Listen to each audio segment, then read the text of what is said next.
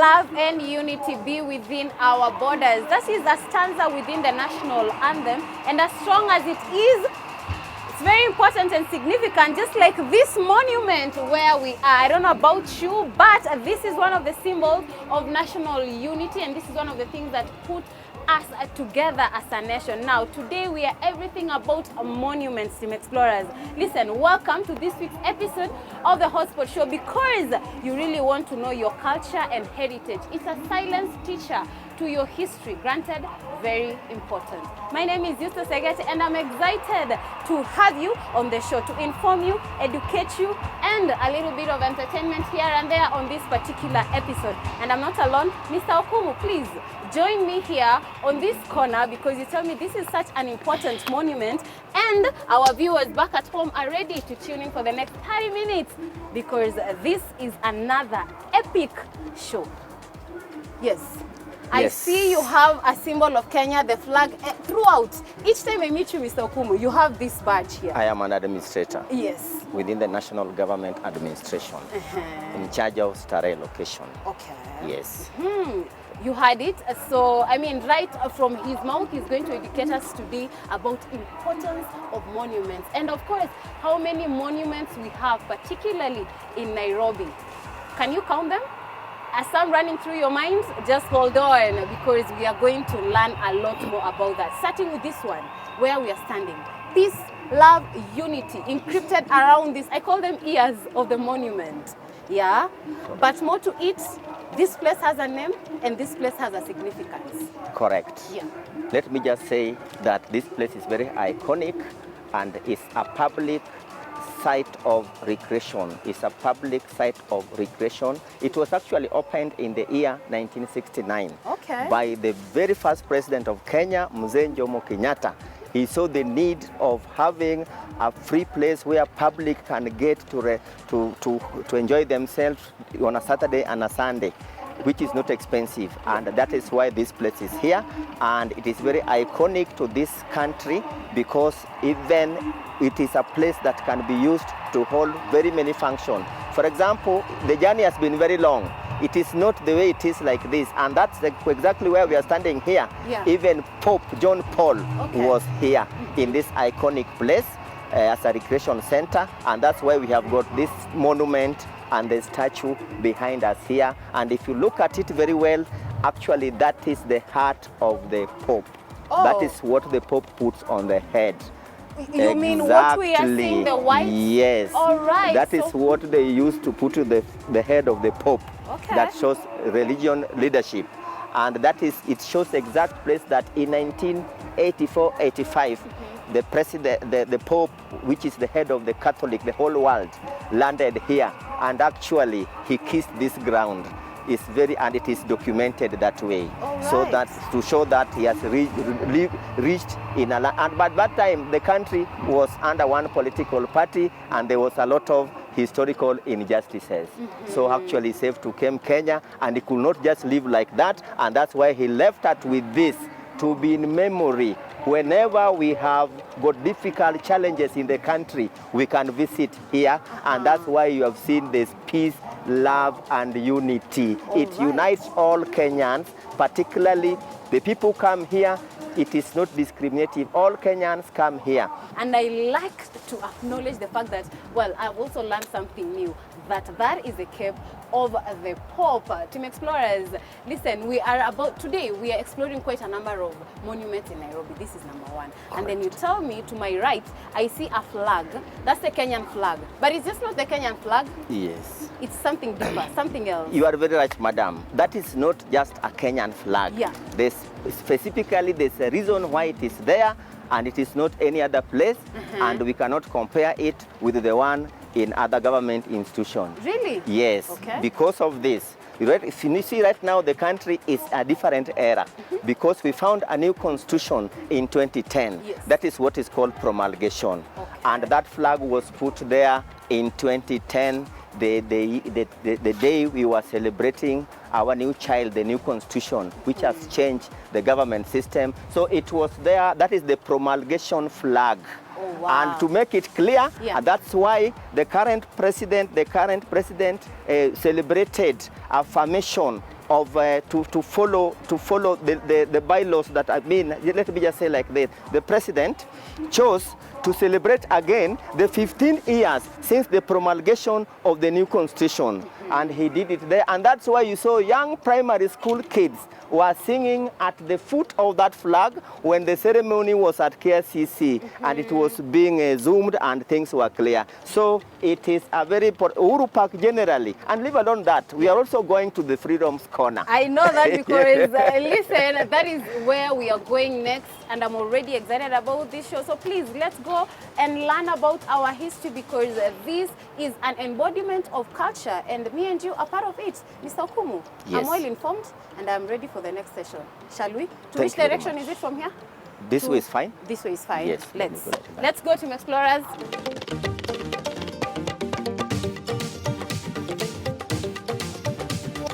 Yo, Team Explorers, we are here already at the Freedom's Corner. Just to read up there, this is the memorial to the victims of torture and ill treatment during the colonial era, that is between 1952 and 1960. And herein, Mr. Okumu, you tell me there is a rich story that lies ahead of you. But first, I'm concerned. What happened here? Yes, truly, as you say, Madam Eusta, there's a woman who used to give Dedan Kimathi food here. The woman is missing because the last demonstration, they decided to vandalize it. And actually, that woman explains the importance and the role women, particularly the women in the central part of Kenya, how that they participated in the liberation of this country. And where we are standing, actually, when we talk about the struggle of independence and all the atrocities that were done by the British, this is the headquarters. And that's why we call it the Freedom Corner before independence. Unfortunately, also after independence, we had to struggle again. And that's why we have got this it's still called the Freedom's Corner, because the struggle of independence, the struggle after independence, particularly the struggle of the multi-party, that caused a lot of atrocity. Actually, now we are here courtesy of Madam Professor Wangari Maathai. What's the importance, really, of this entire corner, and why should we take care of it and avoid such? It is very true. The significance of the Freedom Corner is to show that the peace that we were enjoying after independence did not come at ease. We struggled for it. It is also an evidence that we can give to the school children and the future generation that what you are enjoying now, the luxury you are enjoying now, we do not get at peace. It means also that there are people who lost their life, our forefathers, and this is the only way to tell them thank you. And surely it's an evidence to show that this was the center of the struggle of independence. And that's where it is located as a memory for the future references. Okay, I like what you say there, because truly I fully understand that monuments and such things are connection of the past, the present, and the future. So when you come around these things, it just essentially tells you where you are from, the soul of the nation and everything. So it's important for us to take care of them. Now, Mr. Dedan Kimathi, what story does he have, to the Kenyan richness and culture and the peace, freedom that we have? He has got a lot of stories, simply because he can inspire future generation in terms of fighting for your country, in terms of being patriotic for your country. The only problem I have, Madam Eusta, is one. A person who can be able to inspire people cannot be destroyed. He suffered enough. He was even shot. The atrocities that he went through during the colonial times, he was shot. The photograph actually you see of Dedan Kimathi lying down with a handcuff. He was shot by a home guard, a black person just like him. They are called the home guards.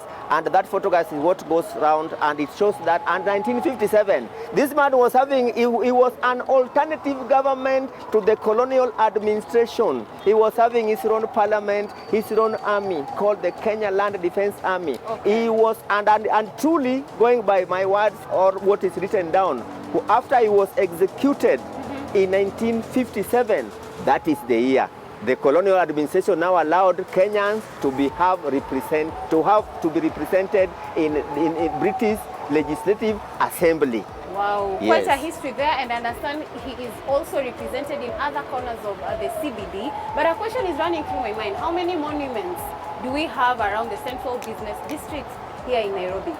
Central Business District is a mammoth of monuments, Yes. because historically this is where most of the city started growing, and there are very many. If I can just mention very fast, Please. we have got the Nairobi Gallery, where Sir Evelyn Barings, the one who started the state of emergency in 1952 up 1960, used to operate. And it's just close by? Yes, we also adjacently we have got the Nyayo House, torture chambers, which is as a historical site, which is just adjacent to the governor's office, that's Sir Evelyn Barings. Moving forward, just ahead, we have got Kipande system, Kipande House, Those are monuments. where they used to do registration of birth, death, and marriages.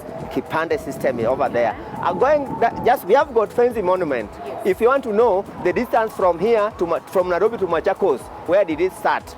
Fenzi Automobiles, and that is what we call ground zero. Just ahead, if you talk about King African Rifle, those 3 African soldiers hanging along Kenyatta Avenue, they have got their names and its significance why they are here, which means we never found this freedom at peace. But also, if you fight for your country, you are preserved forever for the descendant to come. Just across there, we still have got Dedan Kimathi's monument on Kimathi Avenue. Kimathi Avenue was being called Heading Street. Oh. Heading was the colonial secretary. So after independence, we are now governing ourselves. That's why Kimathi statue is there on Kimathi Avenue. Across the road, we have got Tomboya National Monument, which is a public site of memory. Together with Kenya National Archives is also a national monument on it. So there are very many, Madam Yustra, we cannot, so let me just encourage domestic tourists to come and international to come and see the city.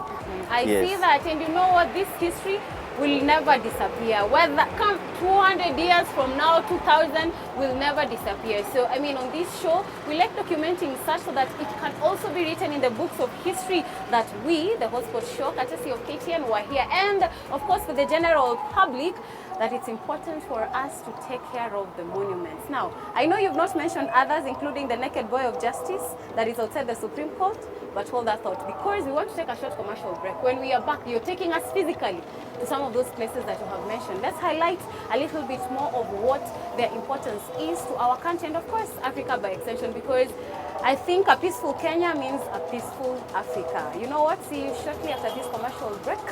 We have some more to explore.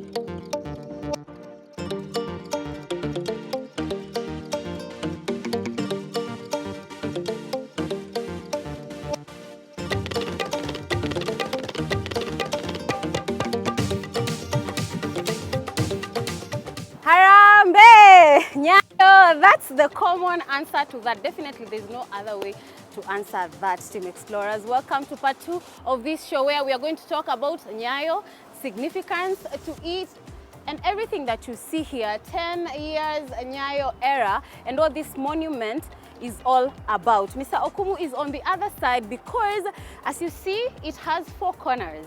Now, this is one of them. Let's go meet Mr. Okumu on the other side, and let's talk about what this monument is all about, what it signifies, and where it sits in the CBD of Nairobi.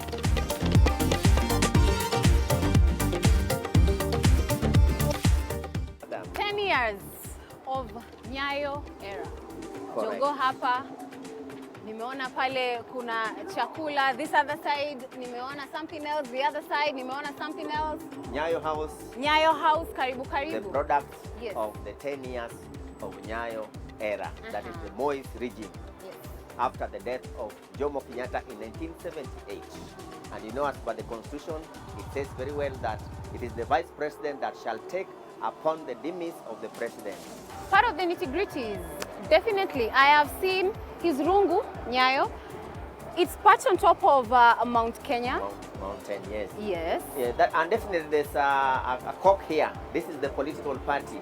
At the top of the monument, that is, you can see there's a rungu or a club, and that was the trademark of President Moi. He could not do politics anyway. Even coming out of the aeroplane, yes, he cannot. That was his trademark. Shwa. Yeah. Arambe Nyayo. Yes. Now you've touched on this, you've touched on that, and then just where we started part 2 of the show, I have seen that is wheat on this side, there is corn, there is a torch. What does that symbolize? All that. Yes. Let me just say that we are the position where we are standing, where we have got Jogo. This is he was using politics to run the country, and that's the symbol. So within that Kanu, what Kanu did, he gave birth to a lot of very many projects. So he thrived. He succeeded within 10 years. Moi succeeded in terms of education, and that's when he usually give free meal to the school children. Maziwa ya Nyayo. Maziwa ya Nyayo. And Yeah. then we have got even children that were born 10 years after his rule.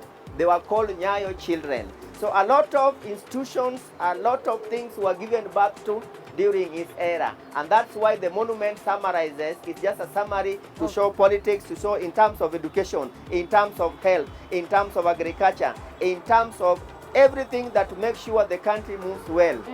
Yes. I see, quite in-depth, and true to it, the four corners, I've seen agriculture on the other side. I've seen to my right, where I'm from, I've seen a family, because there's mother, children, and the father, and of course where we started signifies agriculture, and then this is the symbol of politics. When was this monument set up, by the way? Yes, this monument was set up, I'm repeating again, 10 years, from 1978 up to 1988 is 10 years. So the monument was built in 1988. And remember, that was also the stop of Mulolongo system. Nowadays we do balloting. So there's a lot of significance that comes along with this monument. Remember also, adjacent we have Uhuru Park. Yes, where we were part 1 of the show. So they're just literally close by. So much history within this vicinity. You're from here, you go to the other side. I mean, you still get to learn the culture, the history of our motherland, Kenya. What a beauty. I get you over there, and going by that, I can also say very categorically that the history about Wangari Maathai is still connected with this monument. Because you remember, Wangari Maathai was really fighting hard to safeguard Uhuru Park, where we have come from. And the Central Park is bent here. Which means Wangari Maathai also had got rough time with the President Moi during his era. Quite a woman. Yes. Does she have a monument, by the way, now that we've been talking about her, almost the entire show? She cannot stop at being mentioned. Does she have a monument? Madam Yusta, women have really participated in the liberation of this country. Most definitely. And Madam Professor Wangari Maathai has been remembered. Our whole Forest Road was changed to be named Professor Wangari Maathai. And there's a lot of, even if you go to Kenya National Archives, you find a very big portrait of Wangari Maathai, which means women has participated majorly into liberation of this country, particularly when the country was in one political party and the country was going through a lot of atrocities, challenges. But still, President Moi made it, and that's why the Central Park is here to be able to inspire us, to inspire Kenyans on the good and the bad that the country has ever. Okay, I see your point, Team Explorers. We already established that importance of this monument is for us to learn the culture, the history of Kenya, not only now, but also for future generations. So listen, come through, soak in all this information so that you can pass it over to the generations that come after you. For me, I'm super proud that I get this opportunity to showcase this place on this show. And Mr. Okumu, you're all because you sit at the National Archives of Kenya, it being yet another significant monument in Kenya. Now, two things. When these monuments get dilapidated because of 1, 2, 3, do you fix them? And number 3, what is your role in ensuring that people truly take care of these monuments and do not alter with the stories? Thank you, Madam Yusta. Let me just say, me as Mr. Kumu, the village administrator of CBD, it is our work to coordinate and to protect the interest of the national government and the interest of the county government and that's why I'm here to coordinate this activity. And the bottom line is that it is a collective responsibility, and this one I want to speak when I'm now very serious, yes, to Kenyans. It is a collective responsibility for all Kenyans to preserve and to protect national monuments and national heroes for the benefit of the future generation and future references.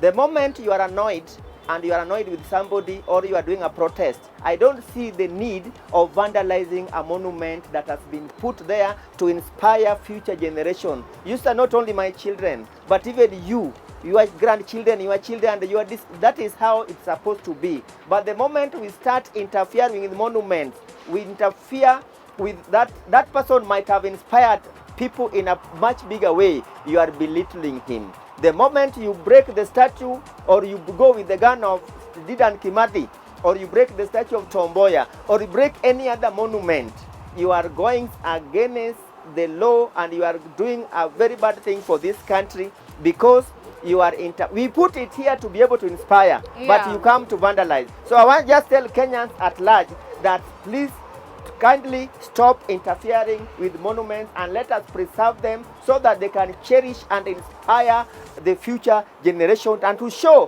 where we have come from and where we are going. The history of the country is written properly by protection and preserving monuments. Yes, I hear you. And my final question would be, could there be a replica of this monument in any part of the country, any part of Kenya? Monuments are significant and they are true reflection. They show exactly how that thing happened. So if you say that we can be able to devolve monuments in every county, we might lose the meaning, because the significance so let me just give a good example that, for example, you see Tom Mboya. He's not holding anything, just carrying his hand, which means he was a Pan-Africanist. You see Dedan Kimathi is a freedom fighter. Yes. He's holding on a machete and a gun, and which means he was a freedom fighter. Yes. Wow. And I mean, you have explained it really well. This goes to say, in your county, in your region of residency, have you spotted any monuments? Do you know what they signify? Do you know when they were set up? And do you truly understand the rich history? I think that is a great assignment for all of us to partake if truly you are a Kenyan by blood, by heart, by choice. By choice? Yes. And by everything. Yes. Mr. Okumu. Pleasure. Thank you so much. Let me just say thank you very much for giving this opportunity. Next time when we meet, I might be able to talk about these roads in Nairobi, how they were called now and the way they were called, so that when you walk in the city, you don't just walk Pangala, you just walk. This is Mama Ngina Street. Initially it was Queen's Way, named after Queen Elizabeth II. You are just giving us yet another element of a hotspot, and stick around, it might come to your screen soon enough. Team Explorers, thank you so much. Me to you, you are doing an exemplary work and I appreciate you, and I've personally learned a lot. Good stuff. To you at home, I'm pretty sure you added something to your memory of history when it comes to Kenyan culture, history, heritage, and everything in between. Thank you so much for tuning in to this week's episode. It's been special. Again, it's been unique. It's been educative. Kama kawaida, we truly take you to places where we really find fun, adventure, and play. Not every day jumping here and there, but listen, this is again yet other things that we do. Stick around, same time next Saturday, but a different hotspot. My name is Yusta Segate. From me and the amazing entire crew and the KTN family, as we are turning 35, we wish you a splendid time. Remember to explore the world around you. Take care. See you then.